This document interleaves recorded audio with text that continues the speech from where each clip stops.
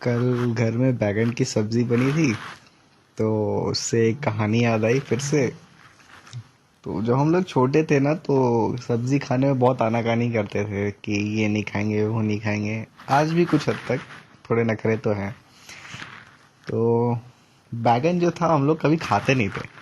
बहुत पहले की बात है। फिर एक इंसिडेंट हुआ और उसके बाद पता नहीं क्यों बैगन अच्छा लगने लगा। तो वो कुछ इस प्रकार है कि हम लोग जब छोटे छोटे थे, मैं और मेरे भाई, तो हम लोग को कहानियाँ पढ़ने का बहुत शौक था।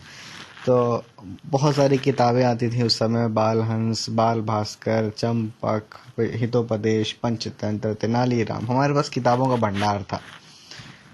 तो तेनालीराम में एक कहानी है, बैगन की सब्जी के नाम से होगा शायद उसका शीर्षक। वो कहानी कुछ इस प्रकार है कि एक बार राजा कृष्णदेव राय के बागान में बहुत ही अच्छी नस्ल के बैगन उगे थे। बहुत ही मतलब जो स्वादिष्ट जो होते हैं, एकदम अव्वल दर्जे के। और वो सिर्फ राजा के लिए ही उगाए गए थे, तो उसको किसी और को खाने की इजाज़त नहीं थी। लेकिन जब इस बात को तेनालीराम की पत्नी ने सुना तो वैसे स्वादिष्ट बैगन खाने की इच्छा व्यक्त की। तो तेनालीराम ने समझाने की कोशिश की कि अगर अगर वो किसी तरह ले भी आता है या चोरी करता है किसी भी तरीके से और किसी को पता चल जाए तो उसको तो मृत्युदंड मिल जाएगा। तो पत्नी ने जिद ठानी कि नहीं नहीं, मुझे स्वादिष्ट बैगन इतनी तारीफ कर रहे हो तो मुझे एक बार तो चखना, भले ही एक चखाओ लेकिन कम से कम चखाओ तो कैसा होता है। अब पत्नी के आगे तो सारे मर्द विवश। तेनालीराम ने कहा कि ठीक है, कोई युक्ति लगाता हूँ। अब एक दिन क्या हुआ कि जिस दिन सब्जी बनने का कार्यक्रम था, तो तेनालीराम गया शाम में बागान से बैगन तोड़ के ले आया, अपनी बीवी को दे दिए बनाने के लिए। और उसने कहा कि इसको बना के रख देना खाने के लिए बाद में। तो शाम के समय अपने उनका जो बेटा था उसको उन्होंने सुला दिया फिर छत पे। और उसके बाद तेनालीराम की पत्नी ने खाना पकाया, बैगन की सब्जी बनाई और बना के रख दी। अब खाने का वक्त हुआ तो उसकी पत्नी ने कहा तेनालीराम से कि इतनी स्वादिष्ट सब्जी बनी है, अपने बेटे को ना खिलाएं, ये तो अन्याय होगा, अपने बेटे को भी चखाना है। तो तेनालीराम ने कहा कि अगर ऐसा करना है तो अगर किसी ने उससे पूछा, वो तो छोटा बालक है, वो तो सब बोल देगा। तो फिर पत्नी ने इच्छा जताई कि नहीं, बेटे को कैसे ना खिलाएं, ये तो अच्छा नहीं लगता, माँ बाप खा लें बेटे को छोड़ दें। तो तेनालीराम ने कहा खुद से कि चल अच्छा कुछ युक्ति लगाता हूँ।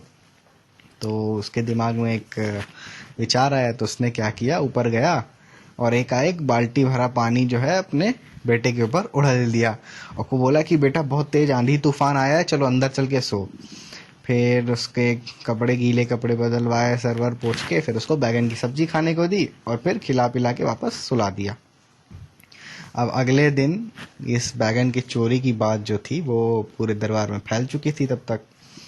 और राजगुरु जो कि तेनालीराम से काफ़ी ईर्ष्या करता था, उसको शक तो था कि तेनालीराम ने ही किया है। तो उसने दरबार में कहा कि ये हो ना हो इसी का काम है। तो उसने उसके ऊपर, तेनालीराम के ऊपर आरोप लगाया कि ये करनामा तेनालीराम का ही है। तो बाकी जितने भी दरबारी थे वो भी ईर्ष्या करते थे तेनालीराम से, क्योंकि तेनालीराम जो था वो कृष्णदेव राय के हितौशी था। तो इन लोग की दाल नहीं गलती थी कृष्णदेव राय को ठगने की वाली। तो ऐसे में जब सारे ने एक स्वर में कहा तो कृष्णदेव राय को लगा कि बात में हो सकता है कोई वजन हो।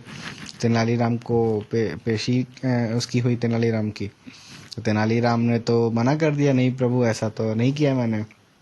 तो सारे दरबारियों ने, बाकी आचार्यों ने कहा कि ये तो ज़रूर झूठ बोल रहा होगा।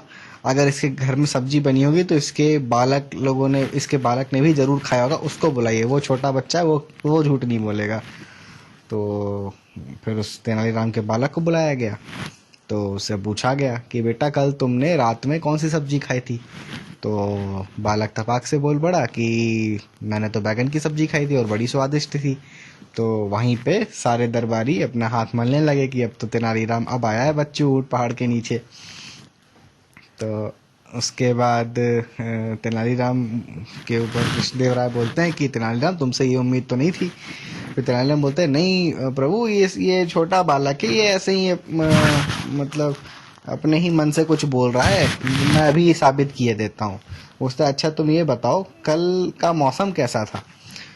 तो बालक जो था वो बोलता है कि महाराज कल तो बड़ा आंधी तूफान आया, कल बड़ी बारिश भी हुई, मैं तो पूरा भीग गया था।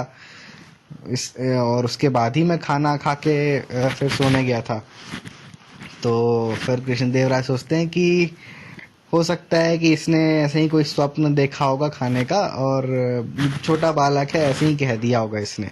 तो इस प्रकार तेनालीराम को अभय मिल गया। तो कहानी तो कुछ इस प्रकार थी, लेकिन जो बैगन की जो मैंने बात कही ना, इस कहानी में बैगन का इतना अच्छा वर्णन किया गया था, इतना अच्छा वर्णन किया गया था कि उसी दिन जिस दिन हमने ये कहानी पढ़ी थी, उसी उसी दिन हमने मम्मी से कहा मम्मी बैगन की सब्जी खानी।